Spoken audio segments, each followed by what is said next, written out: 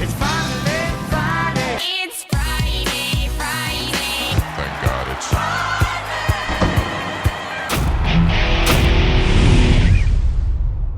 It's that time once again. Welcome back to the Friday show. I'm Scott Jagow, along with Ray Paulick. So glad you could join us. Ray, I got to start by congratulating you as a Cubs fan on the Cubs' victory this week, moving forward in the Major League Baseball playoffs. I want to recall on this show earlier this year a couple things you said. When the Cubs win the World Series, everybody will know that it's been 108 years since they won their last World Series. They won back-to-back in 1907 and 1908, by the way. But when they win it the year after, it's going to be no big deal. And then they win it a few years later. It's going to be the Chicago Cubs are a dynasty. We'll be talking about that instead of... You don't think Yeah, just stop. But I am happy for you as a Cubs fan that you still have that hope and anticipation. So what are the odds that a Triple Crown winner and the Chicago Cubs possibly in the World Series in the same year? What are the odds of that? Well, the odds are pretty high. I'm going to say here's what the odds are. Infinity, baby. But we're going to do it. All right, so what about American Pharoah and his chances to win Horse of the Year? Obviously, if he wins the Classic, it should be a unanimous vote. But if he doesn't, is he still a lock to win it? Well, first of all, if he doesn't run in the Classic, something happens between now and October 31st, he's a cinch for Horse of the Year. Because no matter what happens in that race, he's gotten enough votes. If he does run and he wins, he's a double cinch. If he runs and he loses, he'll still win it, and he should, even if he loses to Beholder. Well, now, if Beholder goes undefeated this season and beats American Pharoah and has beaten the males twice, you don't think that's Horse of the Year material, even with a Triple Crown winner? I do. Well, there's no question that she's had a great year. Winning the Pacific Classic was outstanding. That race she turned in since then at Santa Anita was just unbelievable to see. And beating American Pharoah would be a big deal, but we do have precedent.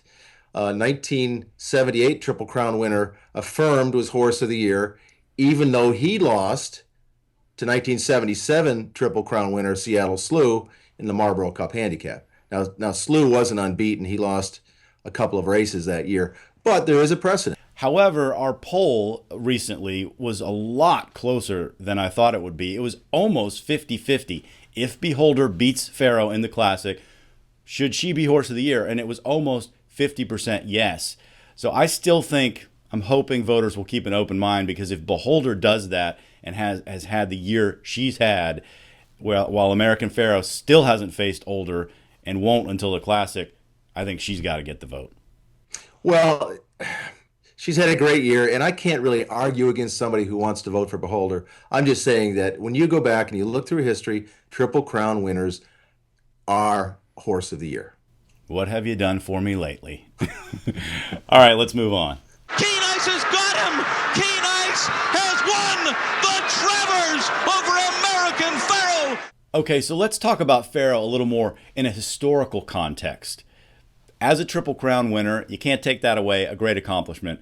But what do you think he needs to do to be remembered way down the road as one of the all-time greats?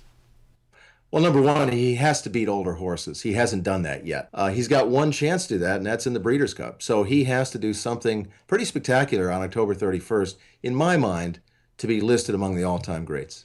Yeah, the horses you would think you would fairly compare him to, because it's a more modern era, Seattle Slew and Affirm, both raced at 4. So he's not going to have that opportunity. He's only got one shot here, and he decided to... his connections decided to give him a break after the Travers, so he's training up to the Breeders' Cup Classic, which makes it a all-or-nothing proposition in that race. So I have a trivia question for you, Ray, related to this. I didn't tell you about this. You didn't tell me you were going to do this. I looked it up because I thought it was interesting. So, in the history of the Breeders' Cup Classic, only one horse has won prepping his last race in August. Who was it? I'm going to have to take a guess here. I do not know the answer. I'm just going to say who is his now. No, that's actually not the right answer, but a good guess. The answer is Invasor in 2006. He last prepped August 5th, the Whitney Stakes, which he won, and then went on to win the Breeders' Cup Classic. All of the other Classic winners either had their last prep in September, October, or even early November when the Breeders' Cup was later. So that is your answer. I hate Final Jeopardy. All right, that's going to do it for this week's edition of the Friday Show. Thanks so much for joining us, and we'll see you next time.